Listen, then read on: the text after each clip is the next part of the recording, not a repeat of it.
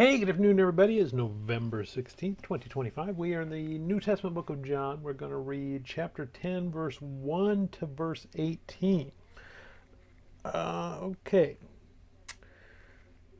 Jesus just healed a blind man, and blindness, spiritual blindness, is one of the things that Jesus has come to heal. And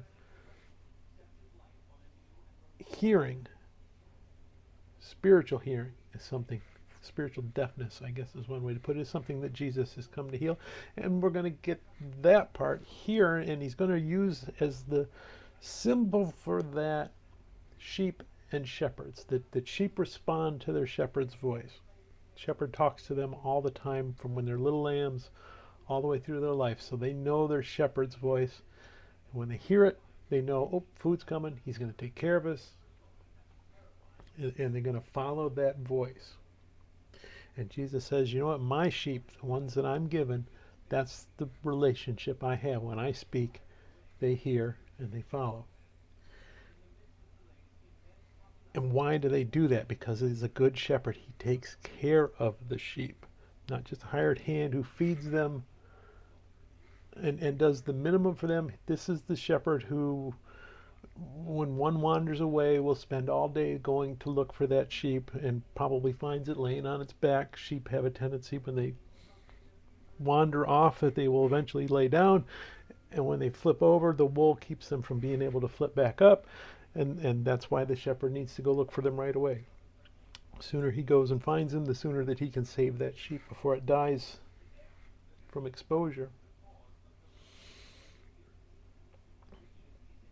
So the shepherd will risk his life to save the sheep. If a wild animal comes into the sheep pen to get the sheep, he'll grab his club and he'll run straight into that danger to save his sheep. That's the image that he's giving when he says he's the shepherd. He'll risk his life for his sheep. And that's why the sheep hear him. Yeah, let's go ahead and read it. And keeping those ideas in mind, let's read John chapter 10, verse 1 to 18. Most assuredly I say to you, he who does not enter the sheepfold by the door, but climbs up some other way, the same is a thief and a robber. But he who enters by the door is the shepherd of the sheep. To him the doorkeeper opens, and the sheep hear his voice, and he calls his own sheep by name, and he leads them out. When he brings out his own sheep, he goes before them, and the sheep follow him, for they know his voice. Yet they will by no means follow a stranger, but will flee from him, for they do not know the voice of strangers. Jesus used this illustration, but they did not understand the things which he spoke to them. Then Jesus said to them again, most assuredly I say to you, I am the door of the sheep, and whoever comes before me are thieves and robbers, but the sheep did not hear them. I am the door. If anyone enters by me, he will be saved and will go in and out and find pasture. The thief does not come except to steal and to kill and to destroy. I have come that they may have life, and that they may have it more abundantly. I am the good shepherd. The good shepherd gives his life for the sheep.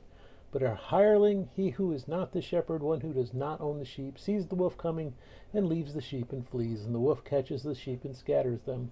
The hireling flees because he is a hireling, and does not care about the sheep. I am the good shepherd, and I know my sheep, and I am known by my own. As the Father knows me, even so I know the Father, and I lay down my life for the sheep. And other sheep I have which are not of this fold, them also I must bring, and they will hear my voice, and there will be one flock and one shepherd. Therefore my Father loves me, because I lay down my life that I may take it again. No one takes it from me, but I lay it down of myself. I have power to lay it down, and I have power to take it again. This command I have received from my Father. May God bless reading his word. May God bless you. Bye.